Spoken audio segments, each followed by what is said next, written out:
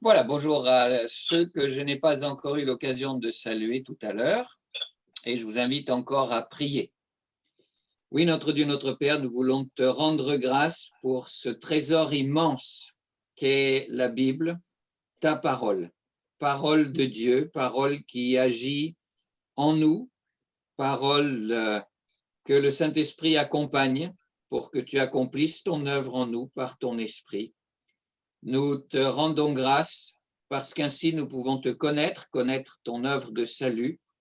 Et nous te prions de nous éclairer ce matin alors que nous allons méditer un grand texte de ta parole sur un sujet important dans le cadre de notre série sur l'espérance que tu nous donnes sur la base de l'œuvre de Jésus-Christ. Nous te prions de nous conduire par ton esprit dans cette méditation. Au nom de Jésus, Amen. Amen. Alors, la semaine prochaine, nous allons fêter la résurrection de Christ. Et il se trouve que dans le cadre de notre série sur l'espérance chrétienne, c'est justement de résurrection que nous allons parler ce matin. Donc, on va anticiper un petit peu sur ce que nous allons célébrer la semaine prochaine, mais ce matin, nous parlerons surtout de notre résurrection à venir. Et tout d'abord, je vous pose une question. Qui est-ce qui peut me dire quel est le grand chapitre du Nouveau Testament qui parle de la résurrection des croyants? Il y a tout un chapitre dans le Nouveau Testament consacré à la résurrection des croyants. Il faut demander à tes étudiants, Sylvain. Tu as deux. Non, je demande aux membres de l'Église. Mes étudiants, ils sont censés savoir. Mais tes étudiants font partie de l'Église aussi. Ils font très bien. Alors, Corinthiens 15. 1 Corinthiens 15, oui. Merci Thomas. Ok. Prie, Sylvain. Ils ont bien appris la leçon. Oui.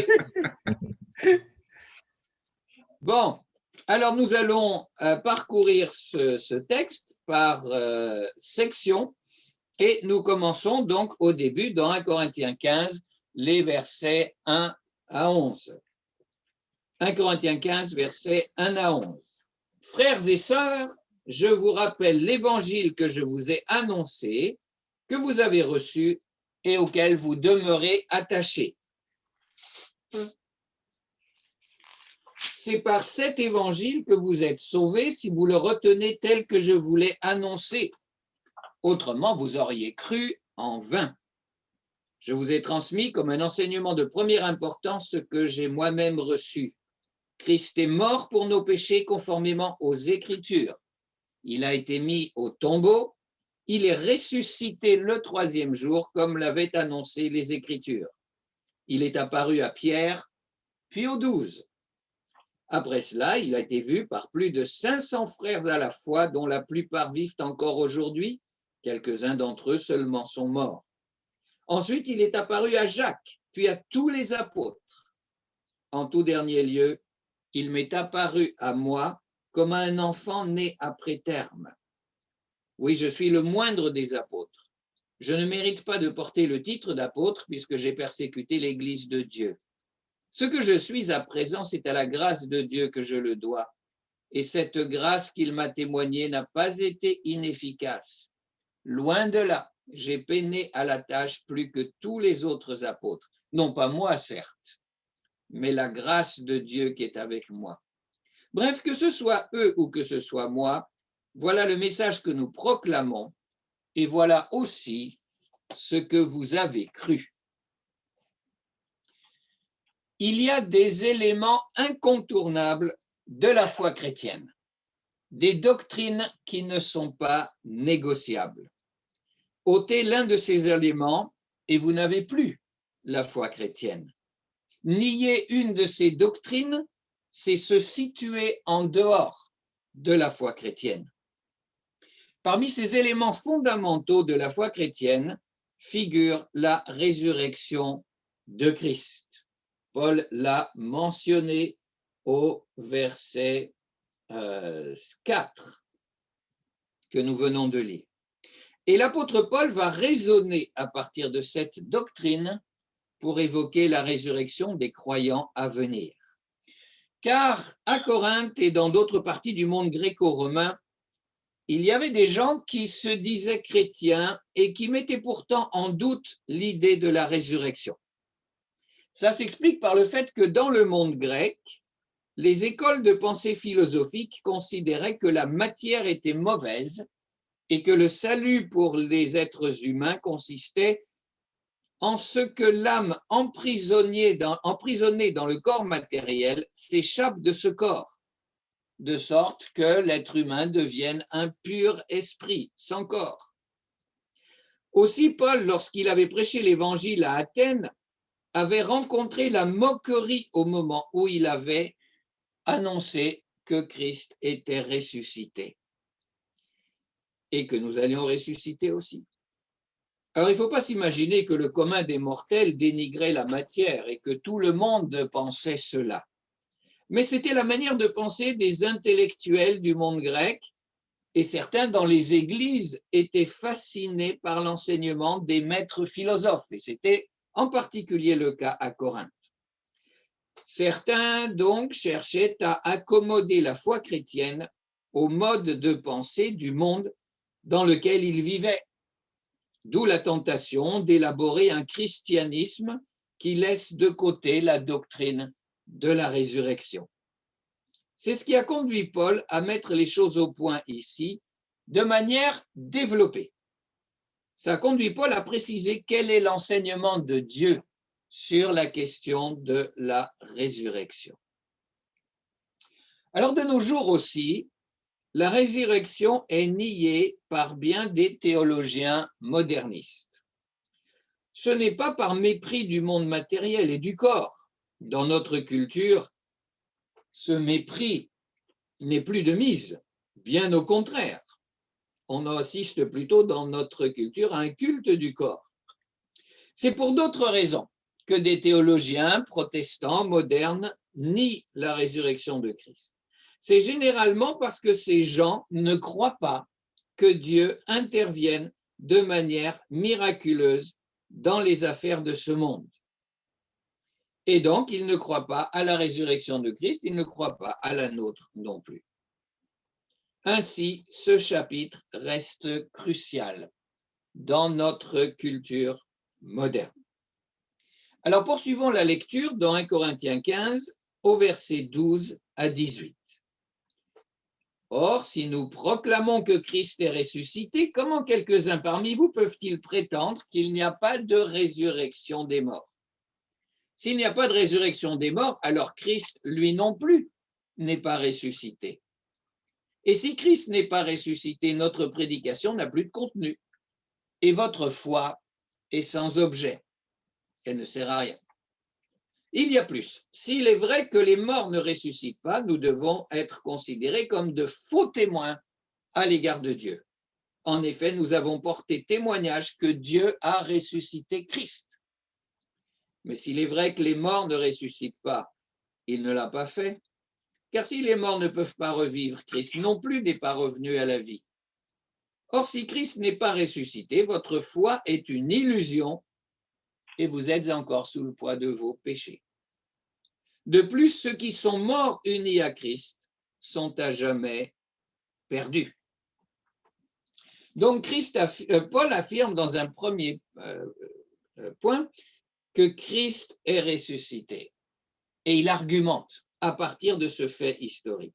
Notez comment Paul raisonne ici à partir de la résurrection de Christ. Paul raisonne de la manière suivante: on ne peut pas nier que nous allons ressusciter, on ne peut pas nier la possibilité de la résurrection, car si c'était le cas, ça voudrait dire que Christ n'est pas ressuscité, et donc que l'évangile est un leurre. La manière dont Paul argumente ici nous montre qu'on doit même raisonner à partir des éléments fondamentaux de la foi chrétienne, et même à partir de tous les enseignements de la parole de Dieu pour en tirer des conclusions. Dieu nous a donné une intelligence. En plus, il prend la peine de renouveler notre intelligence. C'est certainement pour que nous nous en servions. La foi chrétienne n'est pas irrationnelle.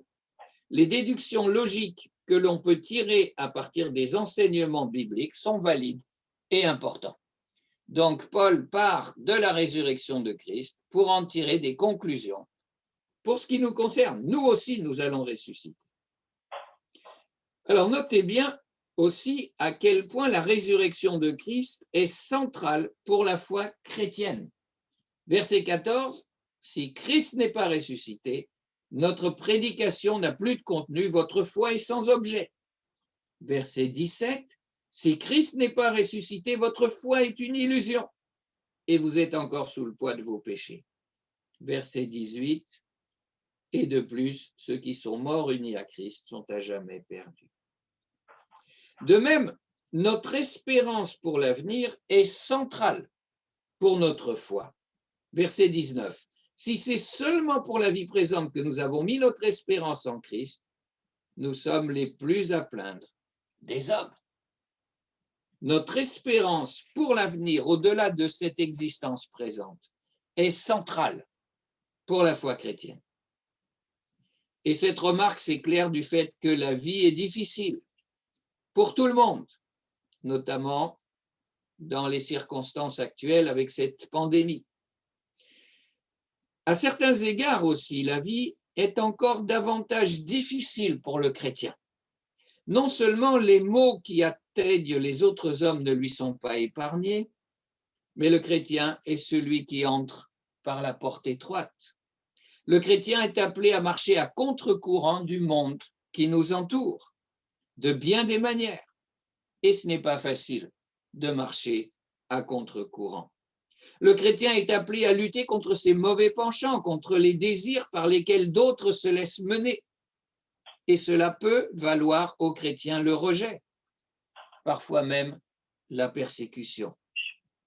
C'était le cas pour bien des chrétiens de l'époque. C'était le cas pour Paul. Il en parlera un peu plus loin au verset 30 et suivant. La vie chrétienne n'est pas un long fleuve tranquille. D'où la remarque du verset 19. Si c'est seulement pour la vie présente que nous avons mis notre espérance en Christ, nous sommes les plus à plaindre des hommes. Poursuivons notre lecture.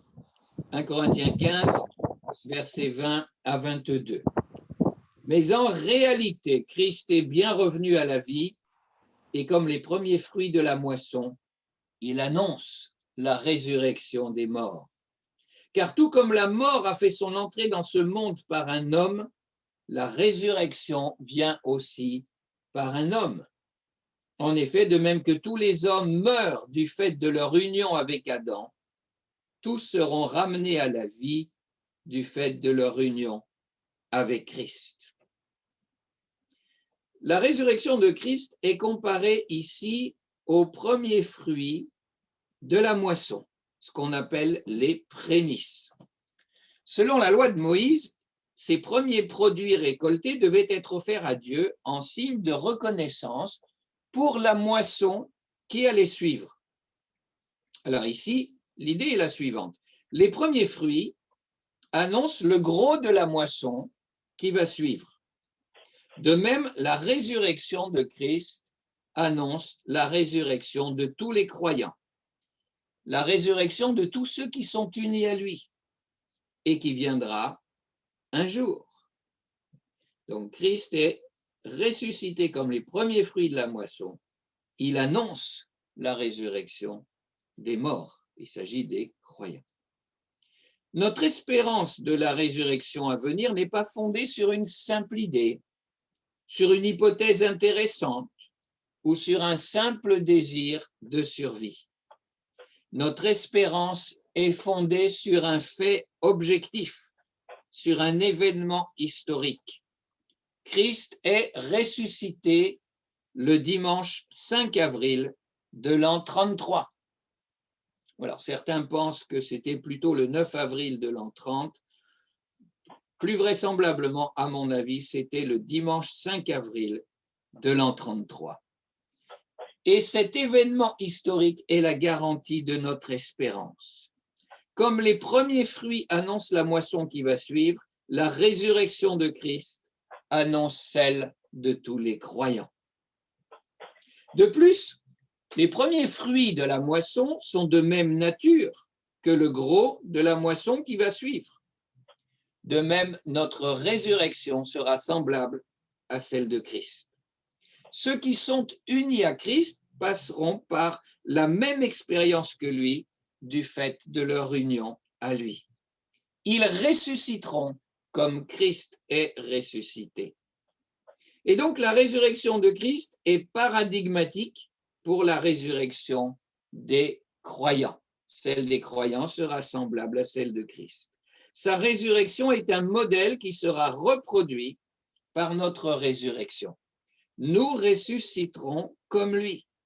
Notre résurrection sera de même nature que la sienne. Alors, considérez la résurrection de Christ, considérez de quelle nature était cet événement historique, ça doit nous aider à comprendre en quoi consistera notre résurrection. Alors, je lis maintenant les versets 23 à 26. Mais cette résurrection, donc, s'effectue selon un ordre bien déterminé. Christ est ressuscité en premier lieu comme le premier fruit de la moisson. Ensuite, au moment où il viendra, ceux qui lui appartiennent ressusciteront à leur tour. Puis viendra la fin, lorsque Christ remettra la royauté à Dieu le Père, après avoir réduit à l'impuissance toute domination, toute autorité et toute puissance hostile. Il faut en effet qu'il règne jusqu'à ce que Dieu ait mis tous ses ennemis sous ses pieds. Et le dernier ennemi qui sera anéanti, c'est la mort. Notre résurrection fait partie de la victoire de Christ sur ses ennemis. Le dernier ennemi qui sera détruit, c'est la mort. La Bible enseigne que la mort humaine est la conséquence du péché. La mort humaine n'est pas chose normale. À l'origine, l'être humain n'était pas destiné à mourir.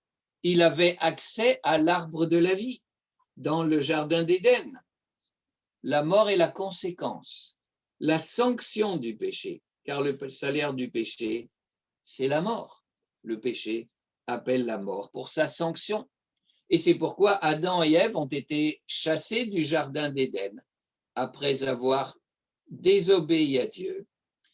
Ils ont été chassés du jardin et donc ont perdu l'accès à l'arbre de la vie.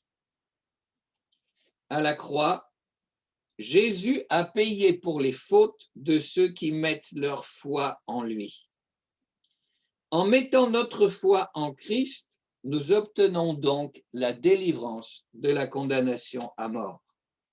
Et par conséquent, la mort ne peut pas avoir le dernier mot pour le chrétien.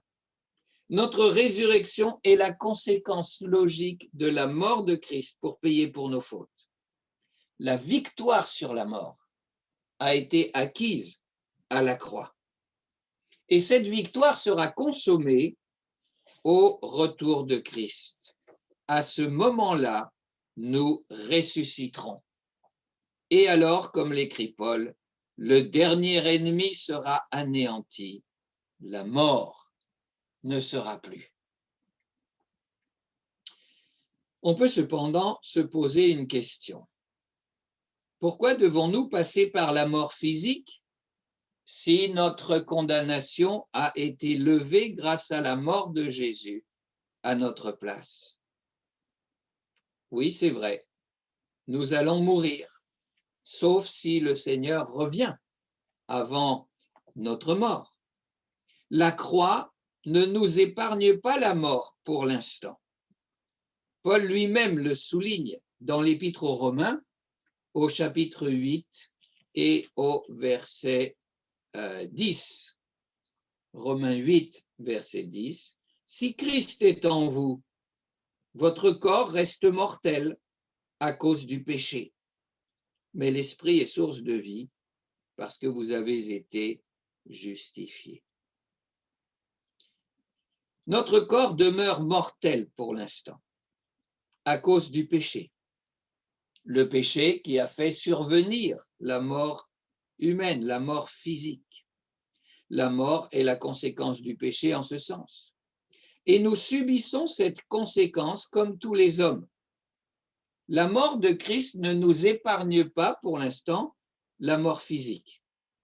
Nous devrons passer par là, à moins que Christ revienne avant. Mais Paul continue dans le texte de Romains 8. Un jour, nous serons délivrés de la mort par la résurrection. Romains 8, je reprends au verset 10. Si Christ est en vous, votre corps reste mortel à cause du péché, mais l'esprit est source de vie parce que vous avez été justifiés. Et si l'esprit de celui qui a ressuscité Jésus habite en vous, celui qui a ressuscité Christ rendra aussi la vie à votre corps mortel par son esprit qui habite en vous. Celui qui a ressuscité Christ rendra aussi la vie à votre corps mortel par son esprit qui habite en vous. C'est vrai, la mort de Christ ne nous épargne pas la mort pour l'instant. Ce n'est pas encore le moment de la délivrance pour notre corps, mais la mort de Christ aura pour conséquence notre résurrection. Alors, qu'est-ce qu'on entend par résurrection? Nous affirmons que notre corps va ressusciter. C'est dire que notre corps sera ressuscité, suscité de nouveau.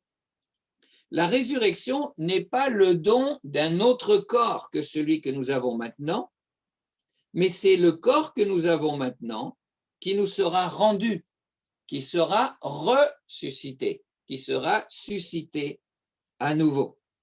Et le symbole des apôtres affirme « Je crois à la résurrection de la chair ». C'est notre corps fait de chair et d'os qui va ressusciter. La Bible le souligne dans le texte que nous venons de lire. Et Paul écrit dans Romains 8, verset 10, « Christ rendra la vie à votre corps mortel ». C'est ce corps mortel que nous avons maintenant qui retrouvera la vie. J'ai dit il y a un moment que notre résurrection serait de même nature que celle de Christ. Or, Jésus, après sa résurrection, avait un corps de chair et d'os. Lorsqu'il est apparu à ses disciples qui étaient dans la barque sur le lac, les disciples ont cru voir un fantôme. Et Jésus les a rassurés en leur disant « N'ayez pas peur, un esprit n'a ni chair ni os, comme vous voyez que j'en ai. » Jésus ressuscité avait un corps de chair et d'os. Et c'est dans l'évangile de Luc au chapitre 24. Jésus avait son corps avec lequel il avait été crucifié. Les apôtres ont pu voir, ils ont pu toucher la marque des clous sur le corps ressuscité de Jésus. Jésus a mangé et bu avec eux après sa résurrection. Son corps ressuscité était bien celui d'avant sa mort. Eh bien, il en sera de même pour nous. Au chapitre 8 de l'Épître aux Romains, toujours, au verset 23, Paul écrit dans la... non, c'est pas... Alors... Oui, c'est ça. Au verset 23 de Romains 8, Paul écrit ceci, « La création n'est pas seule à gémir, car nous aussi qui avons reçu l'Esprit comme avant-goût de la gloire, nous gémissons du fond du cœur en attendant d'être pleinement établis dans notre condition de fils et filles adoptifs de Dieu, quand notre corps sera délivré. » Alors, plus littéralement, le texte grec dit que nous attendons l'adoption, la libération de notre corps. Nous attendons l'adoption de notre corps, c'est une formule qui peut paraître un peu curieuse et que la Bible du Semeur a traduite, nous attendons d'être pleinement établis dans notre condition de fils adoptifs de Dieu, quand notre corps sera délivré. Pourquoi est-ce que Paul parle de l'adoption de notre corps?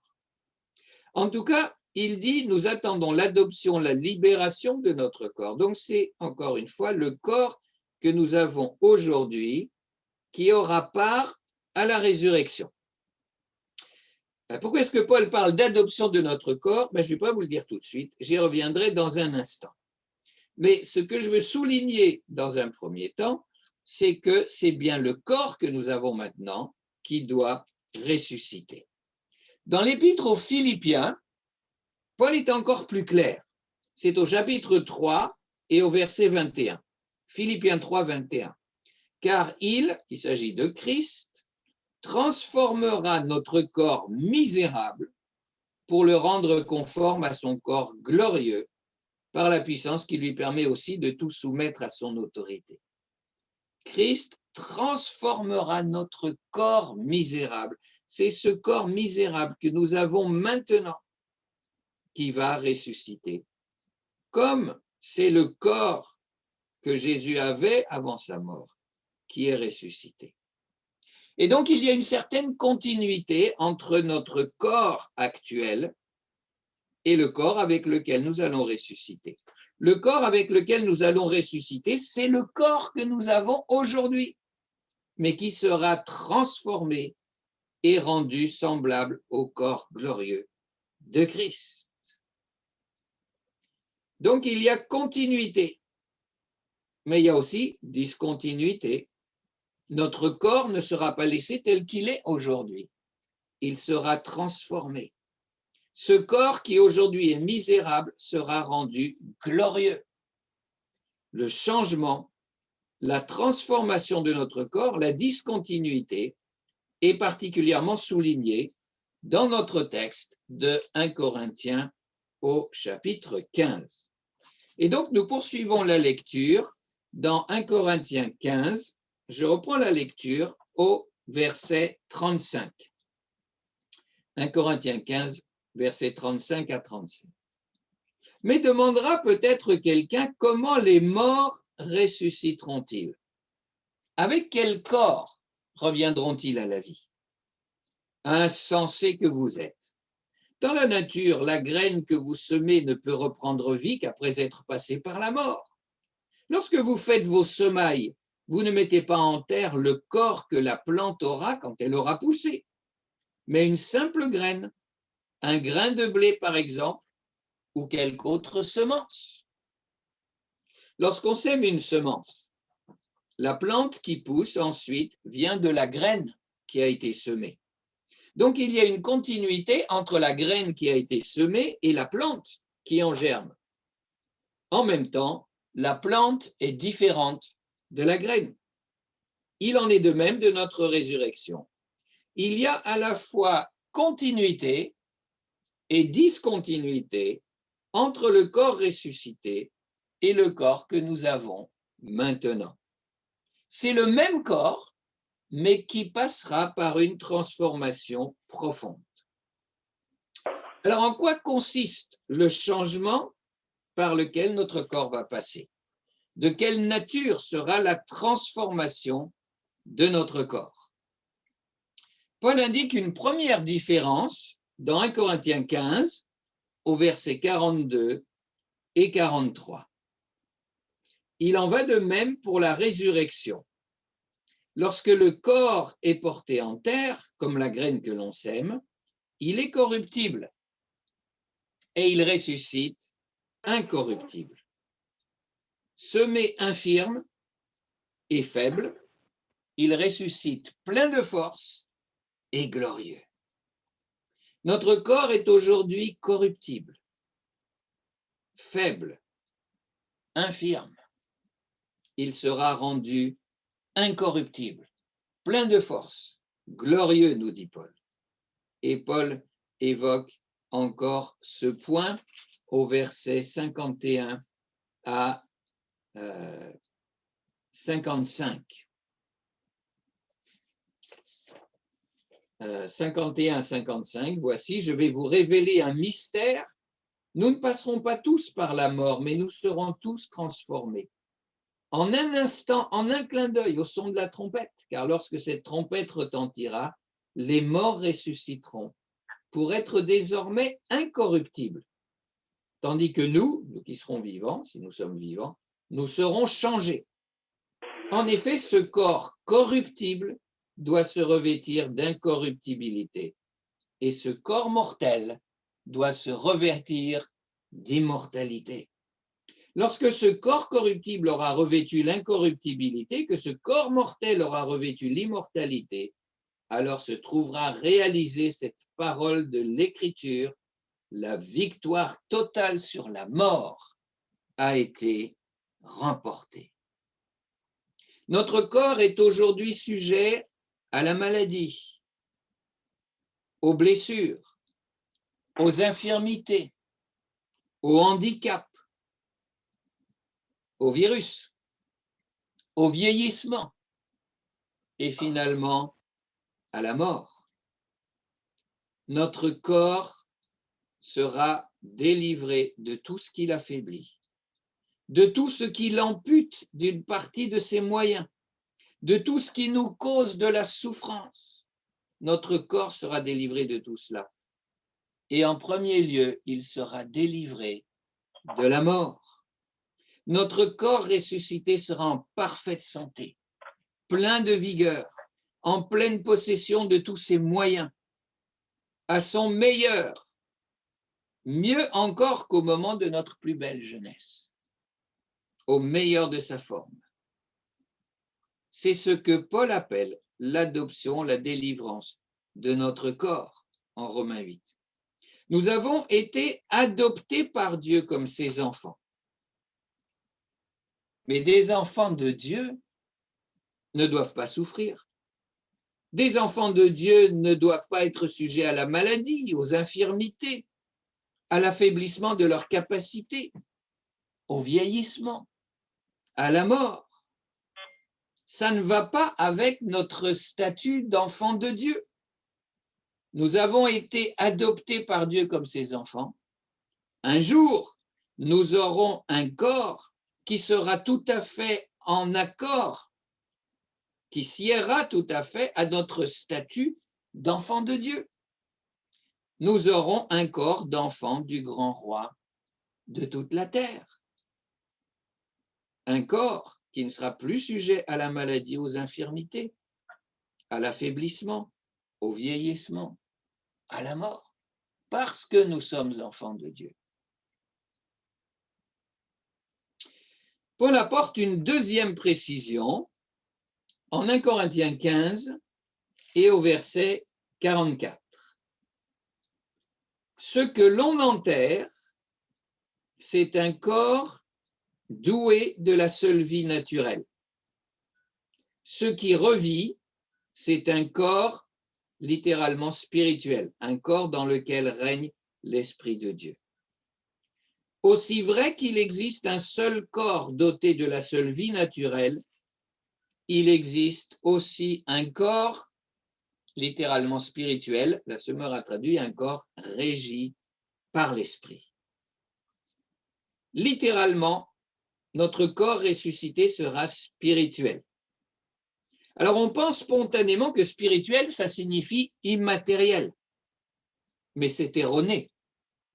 Le plus souvent dans la Bible, spirituel signifie qui a rapport au Saint-Esprit, qui est produit par le Saint-Esprit, qui est en accord avec le Saint-Esprit, qui est animé par le Saint-Esprit. Un corps spirituel, c'est un corps ressuscité par le Saint-Esprit. C'est un corps qui est pleinement animé par le Saint-Esprit. C'est pourquoi la Semeur a traduit un corps dans lequel règne l'Esprit de Dieu. Un corps régi par l'Esprit. Un corps spirituel, c'est un corps qui est mis tout entier au service de l'Esprit pour accomplir la volonté de l'Esprit. Aujourd'hui, nous mettons notre corps en action pour le bien, mais aussi pour de mauvais actes. Lorsque nous ressusciterons, nous aurons un corps spirituel, nous mettrons notre corps pleinement au service de l'esprit. Nous n'accomplirons dans notre corps que des actes conformes à la volonté de Dieu, à la volonté de l'esprit. Nous serons pleinement animés par le Saint-Esprit et sous l'action de l'esprit, nous servirons pleinement, parfaitement Dieu dans notre corps ressuscité. Voilà ce que c'est un corps spirituel. Le verset 45 poursuit sur cette ligne d'idée, mais il est quelque peu intrigant et il appelle éclaircissement. Alors je le lis. L'Écriture ne déclare-t-elle pas, donc 1 Corinthiens 15, 45, l'Écriture ne déclare-t-elle pas, le premier homme, Adam, devint un être vivant, doué de la vie naturelle. Le dernier Adam est devenu, lui, un être qui, animé par l'Esprit, communique la vie. Paul établit ici un contraste entre Adam et Christ. Le premier homme, Adam, est devenu un être vivant. C'est une citation du récit de la création de l'homme dans la Genèse.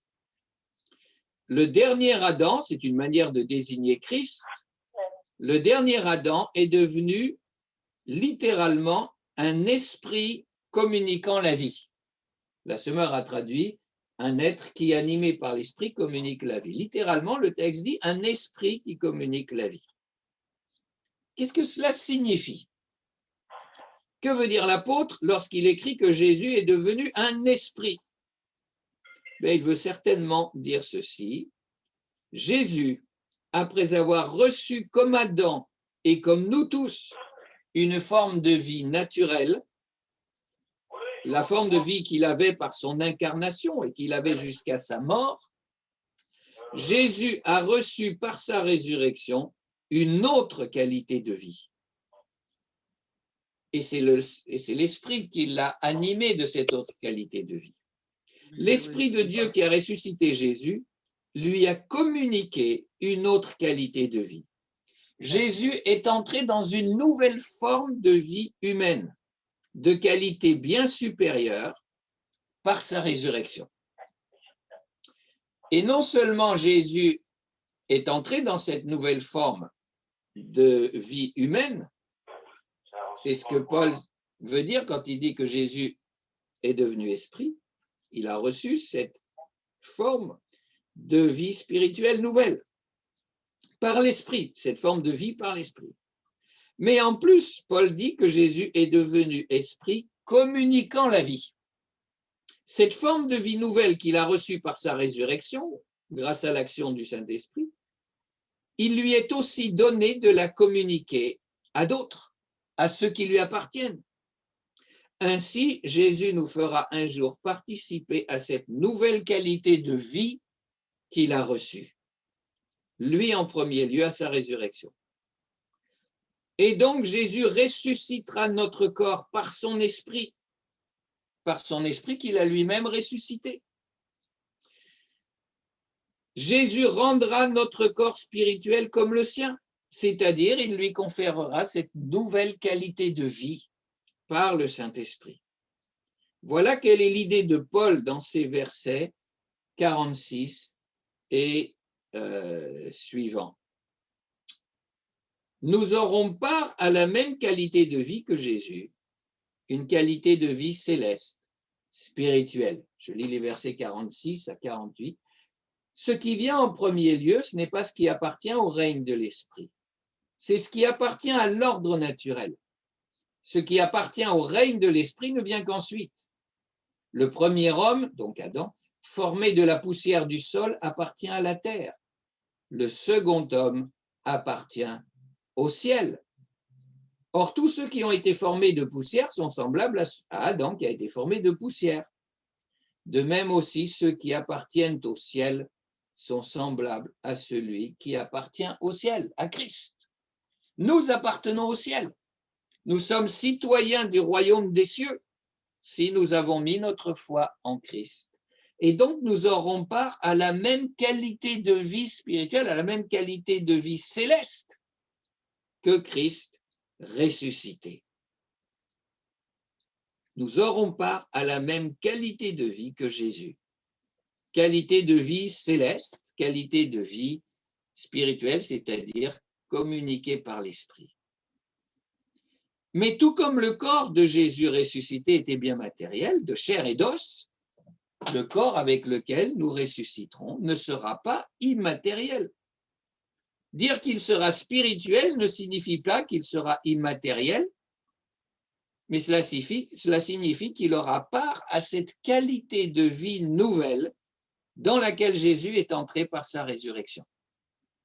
Et notre corps sera pleinement animé par l'Esprit de Dieu, pleinement soumis au règne de l'Esprit. Notre corps sera au service de l'Esprit dans toutes ses fonctions, dans tous ses actes. Il y a cependant dans notre texte un verset qui semble dire le contraire. C'est le verset 50.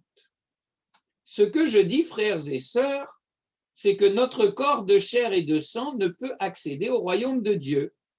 Ce qui est corruptible ne peut avoir part à l'incorruptibilité. Notre corps de chair et de sang ne peut accéder au royaume de Dieu.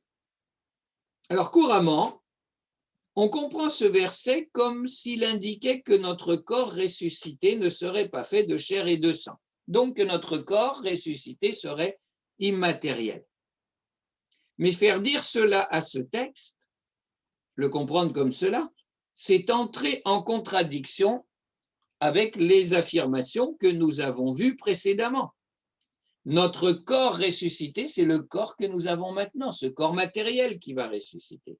Notre corps ressuscité sera semblable à celui de Christ. Et le corps ressuscité de Christ était bien de chair et d'os et de sang. Le corps qui ressuscite, c'est le corps que nous avons maintenant. Alors, qu'est-ce qu'il veut dire, Paul, quand il nous dit que notre corps de chair et de sang ne peut accéder au royaume de Dieu? Bien, je crois qu'il veut dire ceci. La chair et le sang, dans leur état actuel, ne peuvent pas hériter le royaume de Dieu. Ce n'est pas que notre corps ressuscité ne sera pas fait de chair et de sang, mais c'est que notre chair et notre sang, notre corps actuel, ne peuvent pas entrer dans le royaume de Dieu tels qu'ils sont maintenant. Ils entreront bel et bien dans le royaume de Dieu, mais pour pouvoir y entrer, ils devront passer au préalable par une transformation. Et la suite du texte le montre bien. Au verset 50 à 56, Paul ne dit pas que notre corps actuel de chair et de sang doit être remplacé par un autre, par un corps immatériel. Mais il écrit que notre corps actuel, notre corps de chair et de sang, doit être transformé pour devenir incorruptible et immortel. Je lis les versets 50 à 56. Ce que je dis, frères et sœurs, c'est que notre corps de chair et de sang ne peut pas accéder au royaume de Dieu. Alors la suite est claire, ce propos. Ce qui est corruptible ne peut pas avoir part à l'incorruptibilité. Je vais vous révéler un mystère, nous ne passerons pas tous par la mort, tous nous serons transformés en un instant, en un clin d'œil au son de la trompette. Car lorsque cette trompette retentira, les morts ressusciteront pour être désormais incorruptibles, tandis que nous serons changés. En effet, ce corps corruptible doit se revêtir d'incorruptibilité, et ce corps mortel doit se revêtir d'immortalité. Et donc, ce n'est pas que notre corps corruptible doit être remplacé par un autre corps qui serait incorruptible et qui serait immatériel, par exemple. Mais notre corps corruptible doit devenir incorruptible, doit être transformé pour devenir incorruptible. Notre corps qui maintenant est mortel doit se revêtir d'immortalité, il doit être transformé pour devenir immortel. Et verset 54, lorsque ce corps corruptible aura revêtu l'incorruptibilité et que ce corps mortel aura revêtu l'immortalité, alors se trouvera réalisée cette parole de l'Écriture, la victoire totale sur la mort a été remportée. Notre corps ne peut pas entrer dans le royaume de Dieu dans l'état qui est le sien maintenant. À l'heure actuelle, il est corruptible, il est mortel. Pour avoir part au royaume de Dieu, notre corps doit être transformé, rendu incorruptible et immortel. Donc, il ne s'agit pas du remplacement de notre corps actuel par un autre, mais de la transformation de notre corps actuel pour le rendre apte à la vie dans le royaume. Alors, une question est souvent posée à ce propos. Est-ce que cela veut dire que Dieu va aller récupérer tous les atomes qui constituent aujourd'hui notre corps pour nous ressusciter avec un corps fait exactement des mêmes atomes? Les pères de l'Église avaient parfois leur idée sur la question. Par exemple, saint Augustin pensait que Dieu irait rechercher tous les bouts d'ongles que nous nous sommes coupés pendant notre vie, qu'il irait rechercher tous nos cheveux, tous nos poils de barbe, que nous nous sommes coupés pour les intégrer à notre corps ressuscité. Je ne pense pas que nous ayons besoin de croire cela, ni même que nous ayons besoin de croire que notre corps ressuscité sera fait exactement des mêmes atomes que notre corps d'aujourd'hui. Et je vous soumets à cet égard deux considérations. Considérez la différence entre le corps du bébé et le corps de l'adulte. Il y a bien une continuité entre les deux. C'est le même corps, le corps du bébé qui est devenu adulte. Et pourtant, il y a de grandes différences. Et la différence est encore plus grande quand on considère le fœtus et l'adulte, ou l'embryon humain et l'adulte. Et pourtant, c'est le même corps qui s'est développé pour devenir adulte. Vous savez sans doute aussi que la plupart des cellules qui constituent notre corps se renouvellent tous les 7 ans. Autrement dit, la plupart des cellules qui constituent notre corps aujourd'hui ne sont pas celles qui constituaient notre corps il y a 10 ans. Et pourtant, c'est le même corps. Le corps subit au cours de notre vie actuelle de profonds changements, tout en conservant son identité. Eh bien, il en sera de même lors de la résurrection. Notre corps sera profondément transformé tout en conservant son identité. Dire qu'il conservera son identité ne veut pas dire qu'il sera constitué des mêmes atomes qu'aujourd'hui. Pas plus que notre corps actuel est constitué des mêmes cellules qu'il y a 10 ans. Donc notre corps corruptible, infirme, faible, mortel, sera rendu incorruptible et immortel.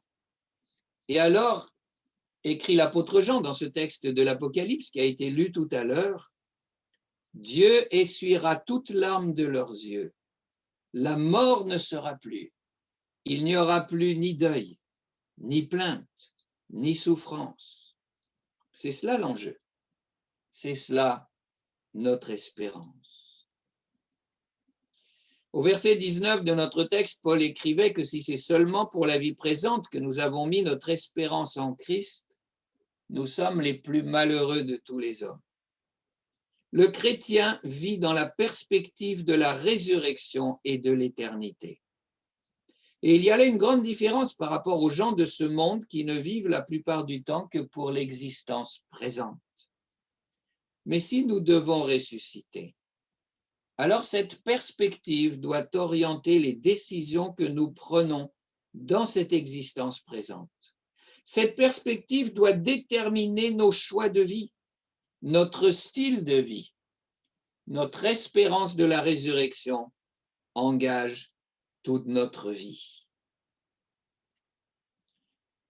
Paul termine ce chapitre d'1 Corinthiens 15 au verset 57-58.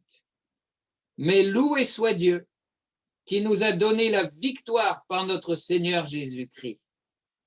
C'est pourquoi, mes chers frères et sœurs, soyez fermes. Ne vous laissez pas ébranler. Travaillez sans relâche pour le Seigneur, sachant que la peine que vous vous donnez au service du Seigneur n'est pas inutile. Que Dieu nous y aide. Amen.